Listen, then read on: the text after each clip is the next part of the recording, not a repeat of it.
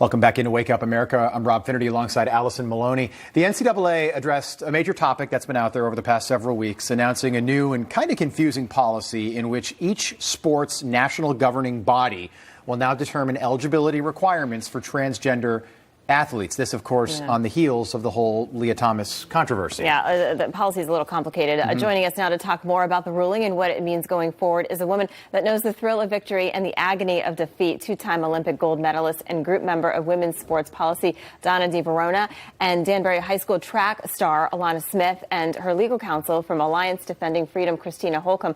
Welcome to Wake Up America.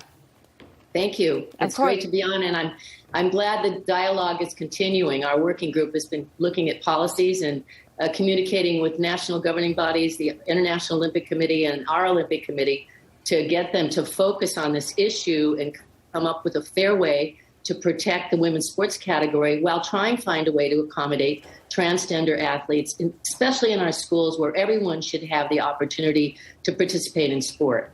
I'm with you. Alanna, athletes are now required basically to record their testosterone levels 4 weeks prior to any championship matchup, meet, competition.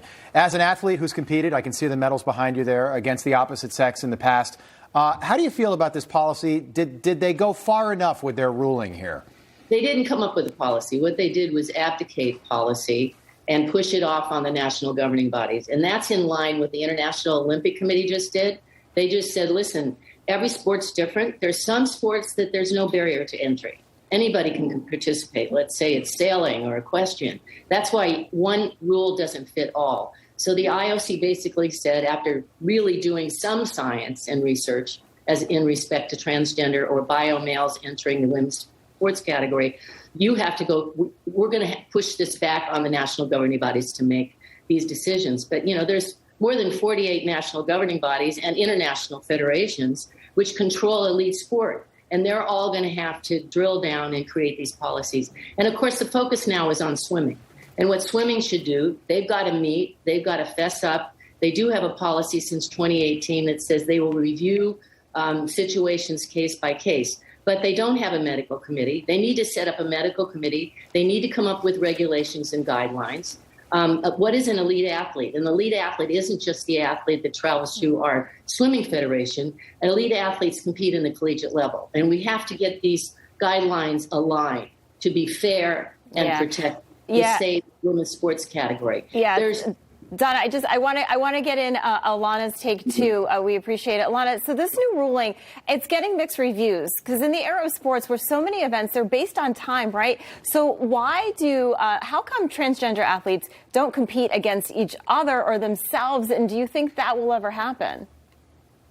Well, I think the NCAA policy is really disappointing because I know what it feels like to get up on the start line and run against a biological male and just feel like my training isn't paying off because I'm not getting the spot that I deserve, and neither are any of the other female athletes. Alanna, I see all the medals behind you there, and I just the first question that I posed there: did the NCAA? Do you think do you think this ruling goes far enough?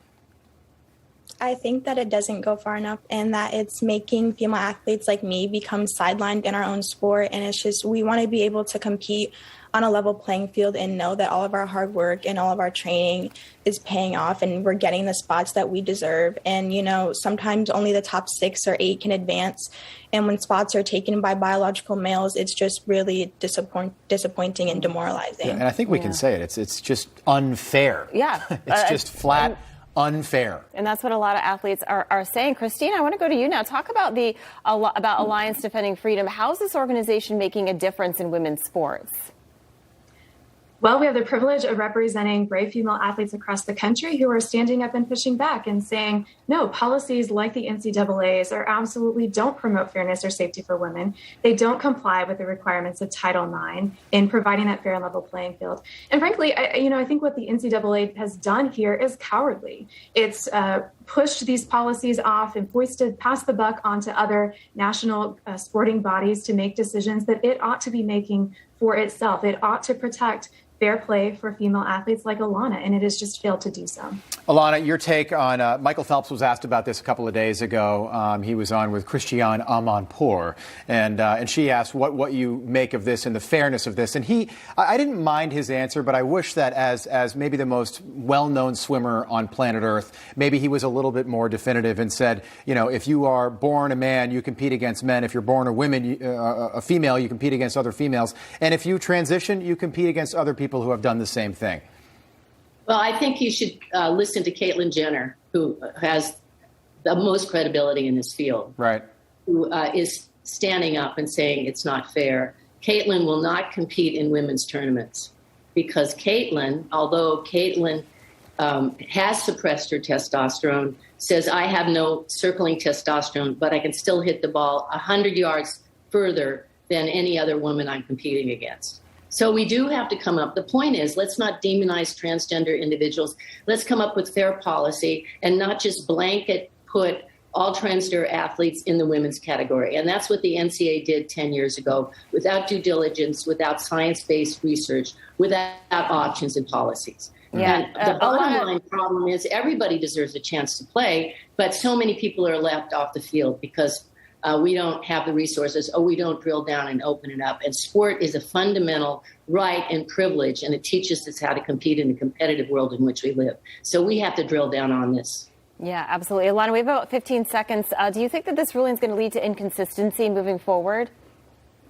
Yeah, I definitely think that the NCAA needs to revisit the policy and just restore fairness to sports, because we don't want to become sidelined in our own sport, and we want to continue to play the sports that we love to play. Yeah, absolutely. I'm with you.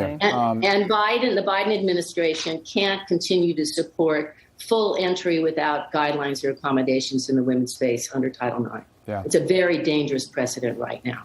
Donna, Alanna, Christina, we appreciate the time this morning. Such a complex issue, and I think that the ruling was so confusing, and I think people are still confused this morning when it comes to that NCAA transgender policy. Yeah.